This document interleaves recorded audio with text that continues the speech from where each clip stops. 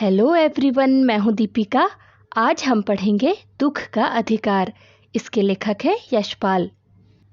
प्रस्तुत कहानी देश में फैले अंधविश्वासों और ऊंच नीच के भेदभाव को बेनकाब करते हुए यह बताती है कि दुख की अनुभूति सभी को समान रूप से होती है।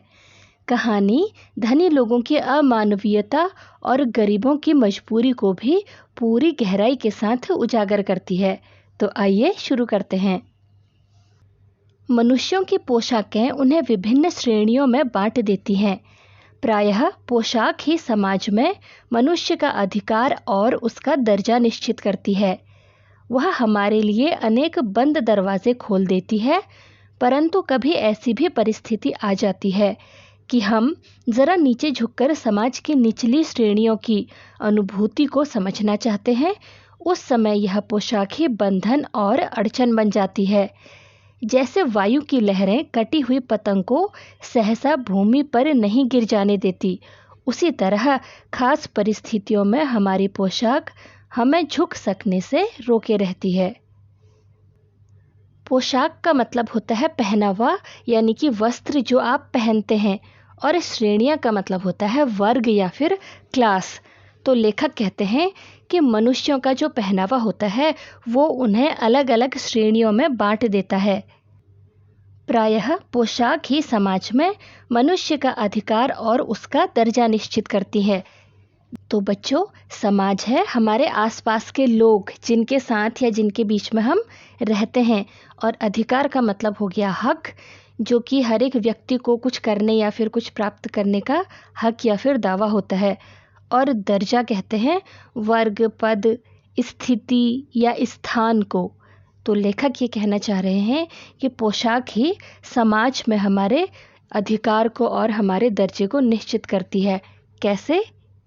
देखिए, अगर किसी व्यक्ति ने अच्छी, महंगी और चमकदार पोशाक यानी कि कपड़े पहने हैं तो वो अमीर या फिर उच्च वर्ग का माना जाता है, जबकि साधारण कपड़े जिन्होंने पहने हैं, साधारण पोशाक पहनने वालों को गरीब या फिर निम्न वर्ग का माना जाता है। समय के साथ साथ लोगों की सोच ही ऐसी हो गई है। वह हमारे लिए अनेक बंद दरवाजे खोल देती है। वह यानी कि पोशाक, हमारे जो कपड़े हैं वो हमारे लिए अनेक बंद दरवाजे खोलती है। वो कैसे? ऐसे समझिए कि समाज में जिन्होंने अच्छे कपड़े पहने होते हैं वो भला आदमी माना जाता है और उसे आदर सत्कार भी ज़्यादा मिलता है। अगर वो किसी दफ्तर में, किसी ऑफिस वगैरह में जाता है तो उसकी बात ध्यान से सुनी जाती है। परंतु कभी ऐसी परिस्थिति यानी ऐसी स्थिति, ऐसी सिचुएशन आ जाती है जब हम जरा नीचे झुककर समाज की निचली श्रेणियों की अनुभूति को समझना चाहते हैं। उस समय ये पोशाक ही बंधन और अड़चन बन जाती है। समाज की निचली श्रेणियां, इसका मतलब है जो सामाजिक और आर्थिक रूप से कमजोर वर्ग है, उसकी अनुभूति का मतलब होता है उसकी भावनाएं, उसका एहसास या फिर उसके साथ इस वक्त क्या हो रहा है, उसकी फीलिंग्स को समझना चाहते हैं। उस समय ये पोशाक ही बंधन और अड़चन कैसे बन जाती है, इधर सुनिए। अगर हम समाज की निम्न श्रेणी के दुख का कारण जानना चाहते हैं तो उच्च भावना के कारण झुक नहीं पाते, उन लोगों के साथ खुलकर बात नहीं कर पाते हैं। कई बार लोगों को ऐसा लगता है कि अगर हम इनसे बात करेंगे तो पता नहीं आसपास के लोग जो हमें देख रहे हैं वो क्या समझेंगे। इस तरीके से ये पोशाक हमारे सामने रुकावट बन जाती है। तो बच्चों, लेखक का कहना है कि पोशाकें मनुष्य के मन मस्तिष्क में इस कदर छाई रहती हैं कि चाहते हुए भी एक समृद्ध व्यक्ति यानी एक धनी व्यक्ति जो है वो किसी गरीब या असहाय व्यक्ति के निकट जाकर उससे आत्मीय संबंध नहीं बना पाता, उसके साथ खुलकर बातचीत नहीं कर पाता, उससे कुछ भी पूछ नहीं पाता है, उसके दुख को नहीं जान पाता है। और यही समस्या लेखक के सामने भी आई है। इसे हम चैप्टर में आगे पढ़ेंगे। यहाँ पर लेखक कह रहे हैं कि जैसे वायु की लहरें कटी हुई पतंग को सहसा भूमि पर नहीं गिर जाने देती है। आपने कभी ध्यान दिया है, पतंग उड़ाते हुए आपने कभी देखा होगा कि जब एक पतंग कटती है तो वो सीधे नीचे नहीं आती। जैसे आप कोई बॉल ऊपर उछालते हो तो वो सीधे नीचे गिरती है, लेकिन पतंग वो हिलोरे खाकर हवा के साथ झूमती हुई नीचे को गिरती है। उसी तरह खास परिस्थितियों में हमारा पहनावा हमें हमारी भावनाओं को दर्शाने से रोक देता है। बाजार में फुटपाथ पर कुछ खरबूजे डलिया में और कुछ जमीन पर बिक्री के लिए रखे जान पड़ते थे। खरबूजों के समीप एक अधेड़ उम्र की औरत बैठी रो रही थी। खरबूजे बिक्री के लिए थे, परंतु उन्हें खरीदने के लिए कोई कैसे आगे बढ़ता। खरबूजों को बेचने वाली तो कपड़े से मुंह छिपाए, सर को घुटनों तक रखे फपक फपक कर रो रही थी। लेखक अपने द्वारा अनुभव किए गए, यानी कि ये घटना उनके साथ हुई थी, उस दृश्य का वर्णन करते हुए कहते हैं कि एक दिन बाजार में फुटपाथ पर कुछ खरबूजे डलिया में, डलिया होती है बास्केट, और कुछ जमीन पर बिक्री के लिए रखे जान पड़ते थे। यानी कि लेखक ने एक दिन बाजार में देखा कि फुटपाथ के ऊपर कुछ खरबूजे डलिया में और कुछ ज़मीन पर रखे हुए थे और उन्हें देखकर ऐसा लग रहा था कि शायद वो बेचने के लिए रखे हैं। खरबूजे के समीप एक अधेड़ उम्र की औरत बैठी थी। तो बच्चों, अधेड़ उम्र बोलते हैं ढलती उम्र या फिर आधी उम्र। तो वो महिला 50-55 साल की रही होगी। खरबूजे बिक्री करने के लिए थे, परंतु उन्हें खरीदने के लिए कोई कैसे आगे बढ़ता। तो वो खरबूजे रखे तो थे बेचने के लिए ही, लेकिन उन्हें खरीदने के लिए कोई कैसे आगे बढ़ता। क्यों? क्योंकि खरबूजे को जो बेचने वाली महिला थी वो कपड़े से मुंह छिपाए, सिर को घुटनों पर रखे फपक फपक कर रो रही थी। फपक फपक कर रोना मतलब होता है बिलख बिलख कर रोना या फिर बहुत ज़्यादा रोना। वो रोती ही चली जा रही थी।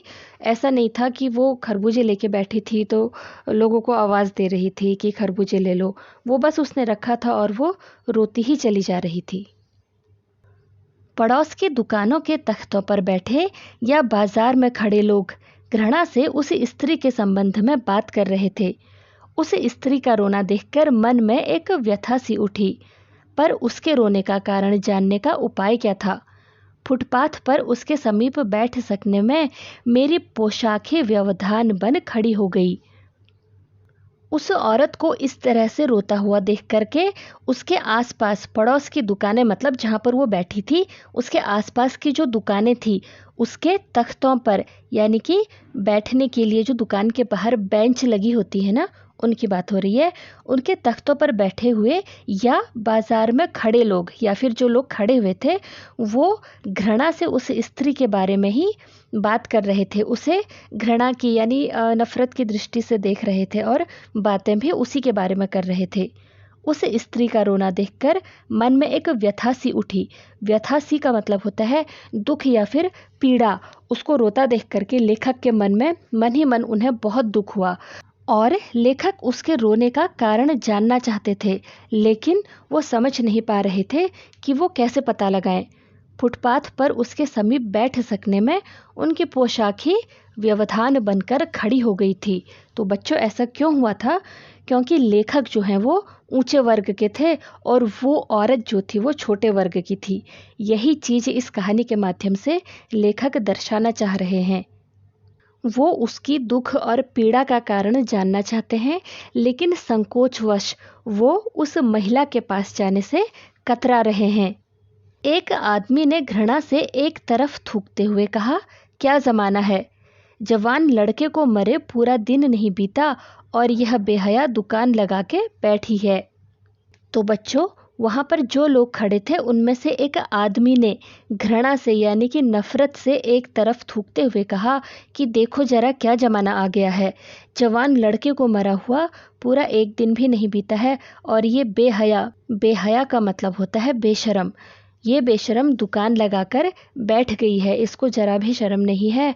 एक तरफ से उसका जवान बेटी की मृत्यु हुई है और ये दुकान लगाकर बैठ गई है, सामान बेचने के लिए आ गई है। दूसरे साहब अपनी दाढ़ी खुजाते हुए कह रहे थे, अरे जैसी नियत होती है अल्लाह भी वैसी ही बरकत देता है। तो वहाँ पर खड़ा हुआ दूसरा आदमी अपनी दाढ़ी को खुजलाते हुए कहता है कि अरे भाई, जैसी नियत होती है, नियत का मतलब होता है इरादा या फिर सोच, तो अल्लाह भी वैसी ही बरकत देता है। बरकत का मतलब होता है फल, लाभ या फिर सौभाग्य, तो वो ये कहता है कि जिसकी जैसी सोच होती है उसके साथ वैसा ही होता है। सामने के फुटपाथ पर खड़े एक आदमी ने दिया सलाई की तीली से कान खुजाते हुए कहा, अरे इन लोगों का क्या है, ये कमीने लोग रोटी के टुकड़े पर जान देते हैं। इनके लिए बेटा बेटी खसम लुगाई धर्म ईमान सब रोटी का टुकड़ा है। और वहीं सामने पर फुटपाथ पर एक और आदमी खड़ा था जो दिया सलाई, बच्चों दिया सलाई कहते हैं मैच बॉक्स को, और दिया सलाई की तीली का मतलब है मैच स्टिक, उससे अपना कान खुजला रहा था और क्या कह रहा था कि अरे इन लोगों का क्या है, यानी कि ये जो छोटे वर्ग के लोग हैं इन्हें कोई फर्क नहीं पड़ता, और उसके लिए बुरा शब्द इस्तेमाल करता है और कहता है इन लोगों की तो रोटी के टुकड़े पर जान अटकी रहती है। इनके लिए बेटा बेटी खसम लुगाई यानी कि पति पत्नी धर्म ईमान सब कुछ रोटी का टुकड़ा है। परचून की दुकान पर बैठे लाला जी ने कहा, अरे भाई उनके लिए मरे जिए का कोई मतलब ना हो, पर दूसरे के धर्म ईमान का तो ख्याल रखना चाहिए। जवान बेटे के मरने पर 13 दिन का सूतक होता है और वह यहाँ सड़क पर बाजार में आकर खरबूजे बेचने बैठ गई है। 1000 आदमी आते जाते हैं, कोई क्या जानता है कि इसके घर में सूतक है। कोई इसके खरबूजे खा ले तो उसका ईमान धर्म कैसे रहेगा, क्या अंधेर है। तो बच्चों परचून की दुकान बोलते हैं ग्रॉसरी शॉप को, जहाँ पर राशन वगैरह मिलता है, जो राशन की दुकान होती है ना उसे। और लाला जी होते हैं जो उस दुकान के मालिक होते हैं या फिर जो शॉपकीपर हैं वो होते हैं लाला जी। तो वो बोलते हैं कि अरे भाई इनके लिए जिए मरे का कोई मतलब अगर नहीं भी होता है तो उससे हमें क्या, लेकिन दूसरे के धर्म ईमान का तो इन्होंने ख्याल रखना ही चाहिए। जवान बेटे के मरने पर 13 दिन का सूतक होता है। बच्चों सूतक बोलते हैं जब किसी परिवार में कोई व्यक्ति ख़त्म हो जाता है, यानी जब किसी की मृत्यु हो जाती है तो कुछ निश्चित समय तक उस परिवार के लोगों को कोई छू नहीं सकता और उस परिवार के लोग किसी को भी या फिर किसी चीज़ को भी नहीं छू सकते हैं। ऐसी परंपरा है, ऐसा माना जाता है। तो वही लाला जी कह रहे हैं कि 13 दिन तक सूतक माना जाता है, तो उस परिवार के जो लोग हैं वो 13 दिन तक का ना किसी चीज़ को छू सकते हैं, ना किसी इंसान को छू सकते हैं और ना ही उन्हें कोई छू सकता है। और वो यहाँ सड़क पर बाजार में आकर खरबूजे बेचने बैठ गई है। 1000 आदमी आते जाते हैं, मार्केट में तो कई सारे लोग आते हैं, बाजार में कई सारे लोग आते जाते हैं, और उनमें से कौन जानता है कि इसके घर में सूतक है, यानी कि किसी की मृत्यु हुई है, और कोई उसके खरबूजे खा ले तो उसका ईमान धर्म जो है वो सब खत्म हो जाएगा। ऐसा वो लाला जी कह रहे हैं। क्यों? जैसा कि परंपरा के हिसाब से कोई चीज़ को छू नहीं सकते, तो उसके छुए हुए, उसके बेचे हुए खरबूजे अगर कोई खा लेगा तो उसका ईमान और धर्म नष्ट हो जाएगा। ईमान धर्म होता है, हर धर्म के अपने अपने कुछ नियम होते हैं, कुछ सिद्धांत होते हैं, मूल्य होते हैं, उसी को धर्म ईमान कहा जाता है। तो वो लोग जो आते जाते गलती से उसे टच कर लेंगे या फिर उसके बेचे हुए जो खरबूजे हैं उनको खा लेंगे अनजाने में, तो उनका तो ईमान धर्म सब नष्ट हो जाएगा। ये उनके लिए एक बहुत बड़ी बात है। पास पड़ोस की दुकानों से पूछने पर पता लगा उसका 23 बरस का एक जवान लड़का था। घर में उसकी बहू और पोता पोती हैं। लड़का शहर के पास 1.5 बीघा भर जमीन में कछियारी करके परिवार का निर्वाह करता था। खरबूजों की डलिया बाजार में पहुंचाकर कभी लड़का स्वयं सौदे के पास बैठ जाता, कभी माँ बैठ जाती। जब लेखक को उस औरत के बारे में जानने की इच्छा हुई तो उन्होंने वहां पर आसपास की दुकानों में उस औरत के बारे में पूछा और उन्हें ये पता चला कि उसका 23 बरस का, 23 होता है 23, तो उसका 23 साल का 23 इयर्स का एक जवान लड़का था और घर में उसकी बहू यानी उसके बेटे की वाइफ और पोता पोती यानी ग्रैंड चिल्ड्रन है। लड़का शहर के पास 1.5 बीघा जमीन में कछियारी, कछियारी का मतलब होता है खेतों में फल सब्जियां उगाने का काम, ये काम करता था और परिवार का निर्वाह करता था। निर्वाह का मतलब होता है गुजारा या फिर पालन पोषण वो करता था। खरबूजों की डलिया बाजार में पहुंचाकर कभी लड़का खुद सौदे के लिए यानी व्यापार के लिए या बेचने के लिए, कभी वो लड़का खुद ही वहां पर को बैठ के बेचा करता था और कभी उसकी माँ बेचा करती थी। लड़का परसों सुबह मुंह अंधेरे बेलों में से पके खरबूजे चुन रहा था। गीली मेड़ की तरावट में विश्राम करते हुए एक सांप पर लड़के का पैर पड़ गया। सांप ने लड़के को डस लिया। तो बच्चों, उस औरत का लड़का परसों यानी 2 दिन पहले सुबह मुंह अंधेरे का मतलब होता है जो बहुत सुबह का टाइम होता है, जिस समय उजाला ठीक से नहीं हुआ होता है, भोर का समय जिसे कहते हैं। बेलों में से पके खरबूजे चुन रहा था यानी कि तोड़ रहा था। गीली मेड़ की तरावट पर विश्राम करता हुआ एक सांप। तो बच्चों, मेड़ बोलते हैं जो खेतों के चारों ओर मिट्टी लगाकर एक घेरा सा बनाया होता है। 2 खेतों के बीच की एक सीमा सी होती है, वो 2 खेतों को डिवाइड करने के लिए मिट्टी बीच में इकट्ठा करी होती है, उसे बोलते हैं मेड़। तो गीली मेड़ की तरावट में, तरावट का मतलब होता है मॉइस्चर या फिर ठंडक या फिर नमी, उसमें विश्राम करता हुआ यानी कि आराम करता हुआ एक सांप था जिस पर लड़के का पैर पड़ गया। गलती से उस लड़के ने उस सांप के ऊपर पाँव रख दिया, क्योंकि अंधेरा था तो उसे अंदाज़ा नहीं आया होगा, उसकी नज़र सांप पर पड़ी ही नहीं होगी और सांप ने उस लड़के को डस दिया यानी कि उस लड़के को काट दिया। लड़के की बुढ़िया माँ बावली होकर ओझा को बुला लाई। झाड़ना फूकना हुआ, नागदेव की पूजा हुई। पूजा के लिए दान दक्षिणा चाहिए। घर में जो कुछ आटा और अनाज था दान दक्षिणा में उठ गया। माँ, बहू और बच्चे भगवाना से लिपट लिपट कर रोए, पर भगवाना जो एक दफे चुप हुआ तो फिर ना बोला। सर्प के विष से उसका सब बदन काला पड़ गया था। लेखक कहते हैं कि जब उस लड़के को सांप ने काट दिया था तो उस लड़के की बूढ़ी माँ बावली होकर, बावली मतलब पागल सी होकर के ओझा को बुला लाई। बच्चों, ओझा का मतलब होता है झाड़ फूक करने वाला। तो उसके आने के बाद झाड़ना फूकना हुआ, नागदेव की पूजा हुई। उसने जो कुछ भी कर सकता था वो कर रहा था। पूजा के लिए दान दक्षिणा चाहिए। तो बच्चों, दान दक्षिणा का मतलब सभी को पता है ना, जो सामान और रुपये इस काम के लिए दिए जाते हैं। घर में जो कुछ आटा और अनाज वगैरह बचा हुआ था वो सब दान दक्षिणा में लग गया। माँ, बहू और बच्चे भगवाना से लिपट लिपट कर रोए, पर भगवाना जो एक दफ़ा चुप हुआ तो फिर नहीं बोला। भगवाना बच्चों, भगवाना उस लड़के का नाम है, वो लड़का जिसकी सांप के काटने से मृत्यु हो गई है। उसकी मृत्यु के बाद उसकी माँ, उसकी पत्नी और उसके बच्चे उससे लिपट लिपट कर बहुत रोए, लेकिन भगवाना जो एक बार चुप हुआ तो फिर वो दोबारा नहीं बोला। उन्हें विश्वास था कि झाड़ फूक वगैरह करने से कुछ होगा, लेकिन ऐसा कहाँ होता। सर्प के यानी सांप के जो विष से उसका सारा बदन था वो काला पड़ चुका था। जिंदा आदमी नंगा भी रह सकता है, परंतु मुर्दे को नंगा कैसे विदा किया जाए?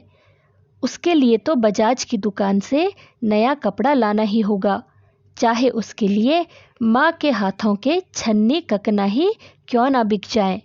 लेखक कहते हैं कि अभाव की स्थिति में जिंदा आदमी तो फिर भी कुछ पल के लिए बिना वस्त्रों के रह सकता है, पर जैसा कि हमारे समाज की परंपरा है कि अगर किसी की मृत्यु हो जाती है, मुर्दे का मतलब होता है डेड बॉडी, तो किसी की मृत्यु हो जाने पर उसकी डेड बॉडी को बिना वस्त्रों के विदा नहीं किया जाता है। उसके लिए चाहे बजाज की दुकान, बजाज शायद किसी दुकान का नाम होगा, बजाज की दुकान से नया कपड़ा उसे लाना ही होगा, चाहे उसके लिए उसके माँ के हाथों के छन्नी ककना का मतलब होता है जेवर, वो ही क्यों ना बेचने पड़े। तो बच्चों, जैसा कि वो लड़का उस गरीब असहाय परिवार का एकमात्र सहारा था, कफन के लिए भी पैसे नहीं थे, इसलिए उसकी माँ ने, उस बूढ़ी औरत ने अपने बचे हुए जो छोटे मोटे जेवर थे उसे बेचकर बेटे का अंतिम संस्कार करवाया। भगवाना परलोक चला गया। घर में जो कुछ चूनी भूसी थी सो उसे विदा करने में चली गई। बाप नहीं रहा तो क्या, लड़के सुबह उठते ही भूख से बिलबिलाने लगे। दादी ने उन्हें खाने के लिए खरबूजे दे दिए, लेकिन बहू को क्या देती। बहू का बदन बुखार से तवे की तरह तप रहा था। अब बेटे के बिना बुढ़िया को दुवन्नी चवन्नी भी कौन उधार देता। तो लेखक कह रहे हैं कि भगवाना परलोक चला गया। परलोक का मतलब होता है दूसरा लोक, जैसे स्वर्ग या बैकुंठ आदि, तो वो तो चला ही गया। और घर में जो कुछ भी चूनी भूसी थी, चूनी भूसी बोलते हैं गेहूं, चावल आदि अनाज के छोटे छोटे कण या टुकड़े को, वो सब उसे विदा करने में यानी उसका अंतिम संस्कार करने में सब कुछ खत्म हो गया। उस बूढ़ी महिला के बेटे की तो मृत्यु हो चुकी, लेकिन घर पर उसकी बहू और पोते घर पर हैं। तो पिता की मृत्यु के बाद जो उसके लड़के हैं वो सुबह उठकर भूख से बिलबिलाने लगे। बिलबिलाना का मतलब होता है रोना चिल्लाना। भूख लगी तो वो सिर्फ रोएंगे और चिल्लाएंगे, उन्हें इस बात की कोई समझ नहीं है कि घर में क्या हुआ है। दादी ने उन्हें खाने के लिए खरबूजे दे दिए, लेकिन बहू को क्या देती। उसकी बहू का बदन बुखार से बहुत ज़्यादा तप रहा था, तवे की तरह तप रहा था। मतलब तवा पता है ना सबको, जिसमें मम्मा रोटी बनाती है, कभी गलती से भी अगर उसमें हाथ टच हो जाता है तो हाथ पूरी तरीके से जल जाता है। तो बस यहाँ पे ये बताया जा रहा है कि उसे बहुत तेज बुखार था। अब बेटे के बिना बुढ़िया को दुवन्नी चवन्नी भी कौन उधार देता। तो बच्चों, दुवन्नी चवन्नी पुराने सिक्के थे जो अब प्रयोग में नहीं है। दुवन्नी का मतलब होता है 2 आना और चवन्नी का मतलब होता है 25 पैसे का सिक्का। तो दोनों ही तरीके के सिक्के जो हैं वो आजकल दिखाई तक नहीं देते हैं। तो यहाँ पर बस यही कहा जा रहा है कि अब क्योंकि उसका बेटा नहीं रहा तो उस बुढ़िया को कोई कुछ पैसे भी उधार नहीं देता। बुढ़िया रोते रोते और आंखें पोंछते पोंछते भगवाना के बटोरे हुए खरबूजे डलिया में समेटकर बाजार की ओर चली। और चारा भी क्या था। तो बच्चों, उस औरत की मदद करना तो दूर की बात, कोई उसे कुछ पैसे उधार भी ये सोचकर नहीं देता था कि लौटाने वाला उस घर में कोई नहीं है। तो ऐसी स्थिति में वो और क्या करती। वो रोते रोते और अपनी आंखों को पोंछते पोंछते भगवाना के बटोरे हुए यानी कि भगवाना ने जो इकट्ठा करे थे उन खरबूजों को एक डलिया में डालकर बाजार की ओर चली आती है। उस बेचारी औरत के पास और कोई चारा भी नहीं था। चारा का मतलब होता है कोई दूसरा उपाय या कोई दूसरा ऑप्शन भी नहीं था। क्यों? घर पर जो छोटे बच्चे हैं वो भूख से रो रहे हैं और उसकी बहू बुरी तरीके से बुखार से तड़प रही है, तो उसके लिए कुछ तो पैसा चाहिए था। बुढ़िया खरबूजे बेचने का साहस करके आई थी, परंतु सिर पर चादर लपेटे, सिर को घुटनों पर टिकाए हुए फपक फपक कर रो रही थी। तो बच्चों, वो बूढ़ी औरत खरबूजे बेचने का साहस करके यानी कि अपने परिवार की वो स्थिति देखते हुए इतनी हिम्मत तो वो जुटा लेती है कि मैं मार्केट में जाती हूँ और ये खरबूजे बेचती हूँ। लेकिन यहाँ आने के बाद वो अपने सर पर चादर लपेटकर और सिर को घुटनों पर टिकाकर बहुत ज़्यादा रो रही थी। अपने बेटे की मृत्यु के दुख में बुरी तरह से रो रही थी। कल जिसका बेटा चल बसा, आज वह बाजार में सौदा बेचने चली है। हाय रे पत्थर दिल। तो लेखक कह रहे हैं कि कल जिसका बेटा चल बसा यानी जिसके बेटे की मृत्यु हुई हो, आज वह बाजार में सौदा बेचने चली आई। सौदा बेचने का मतलब होता है किसी वस्तु को बेचना या व्यापार करने के लिए वो चली आई है। हाय रे पत्थर दिल। पत्थर दिल का मतलब होता है कठोर हृदय वाला, जिसके अंदर प्रेम या सहानुभूति ना हो। ऐसा लेखक को लग रहा है कि इसने अपना दिल इतना कठोर, इतना अपनी फीलिंग्स को कैसे दबाया होगा कि वो ऐसी स्थिति में भी सामान बेचने के लिए चली आई है। उस पुत्र वियोगिनी के दुख का अंदाज़ा लगाने के लिए पिछले साल अपने पड़ोस में पुत्र के मृत्यु से दुखी माता की बात सोचने लगा। वह संभ्रांत महिला पुत्र की मृत्यु के बाद 2.5 मास तक पलंग से उठ न सकी थी।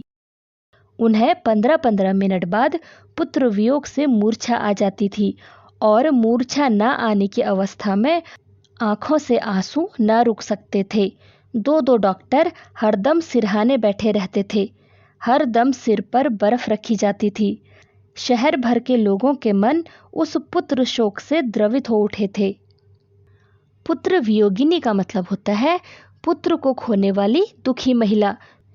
इस बूढ़ी महिला के दुख का अंदाज़ा लगाने के लिए लेखक पिछले साल अपने पड़ोस में एक महिला को याद करते हैं। उस महिला ने भी अपने पुत्र को खोया था, उसके भी पुत्र की मृत्यु हुई थी। तो उसके बारे में वो सोचते हैं। वो कहते हैं कि वह संभ्रांत महिला, संभ्रांत का मतलब होता है अमीर महिला, पुत्र की मृत्यु के बाद 2.5 मास का मतलब होता है 2.5 महीने यानी 2.5 मंथ तक पलंग यानी चारपाई से उठी तक न थी। उन्हें 15-15 मिनट के बाद पुत्र वियोग में मूर्छा आ जाती थी। पुत्र वियोग का मतलब होता है पुत्र से यानी बेटे से बिछड़ने का दुख, और मूर्छा का मतलब होता है बेहोशी। तो उन्हें अपने बेटे की याद में हर 15 मिनट में बेहोशी छा जाती थी, उन्हें मूर्छा आ जाती थी। और जब उनको मूर्छा ना आती थी यानी जिस वक्त वो होश में होते थे, तो उस स्थिति में उनके आंसू लगातार बहते रहते थे, आंसू रुक ही नहीं सकते थे। और दो दो डॉक्टर हर दम मतलब हर समय उसके सिरहाने में, सिरहाने का शाब्दिक अर्थ होता है जिधर सिर रखकर सोते हैं। यहाँ पर कहना चाह रहे हैं कि 2 डॉक्टर हर समय उसके आसपास ही रहते थे, उस महिला के पास ही रहते थे, और हर समय उसके सिर पर बर्फ़ रखी जाती थी, बर्फ़ की पट्टी उसके सर पर रखी जाती थी। और शहर भर के जो लोग थे वो उस पुत्र शोक में द्रवित हो उठे थे। पुत्र शोक मतलब उस बेटे की मृत्यु के शोक में, और द्रवित का मतलब होता है पिघलना। वो दुख से पिघल गए थे, यानी कि उस महिला के दुख से पूरे शहर के लोग दुखी थे।